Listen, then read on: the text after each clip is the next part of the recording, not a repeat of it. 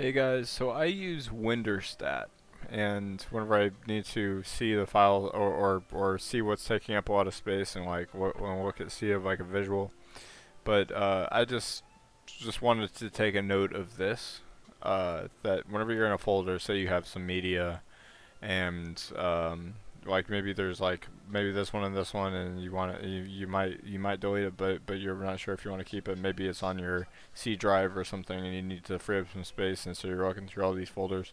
You just right click, go to properties, and then as you can see within this folder, um, or this path here uh, is in this location, and then it's this one, and it is uh, 3.52 gigabytes with nothing selected. And then let's check this properties. Yeah. So a quick way, it's when you're in a folder, it's just right click properties. And there's that. And I already have these online and they're on my C drive, so